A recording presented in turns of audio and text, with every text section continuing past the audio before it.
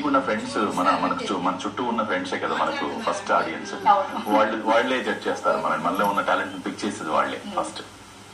వాళ్ళు చెప్తూ ఉండేవాళ్ళు పాటనే కాదు నువ్వు మాట్లాడుతున్నా కూడా అటెన్షన్ గెయిన్ అవుతుంది అంటే లైక్ మేము వింటూ ఉండిపోతున్నాం అలాగా నీ వాయిస్ లేదో మ్యాజిక్ ఉంది అని.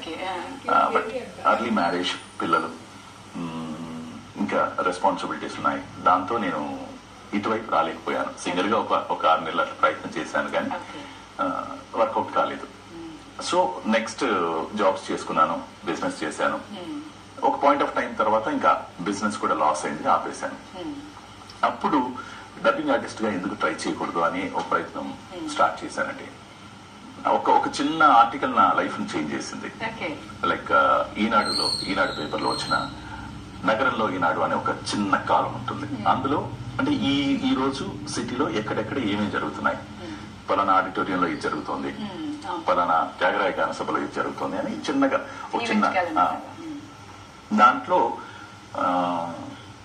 సినిమాల్లో డబ్బింగ్ ఆవశ్యకత అనే ఒక చిన్న అంశం నా లైఫ్ ని టర్న్ చేసింది. నన్ను డబ్బింగ్ ఆర్టిస్ట్ గా మార్చింది. అక్కడికి వెళ్ళటం, అక్కడికి డబ్బింగ్ కి సంబంధించిన వాళ్ళు పెద్ద వాళ్ళు రావటం, అందులో ఆర్సిఎం రాజు గారు, పర్టికులర్ గా ఆర్సిఎం రాజు గారిని నేను కలవటం. ఆయన ఫస్ట్ మీటింగ్ లోనే అంటే ఆయన చాలా అంటే ఒక గొప్ప వ్యక్తి అని చెప్పడానికి సింపుల్ ఎగ్జాంపుల్ అనమాట.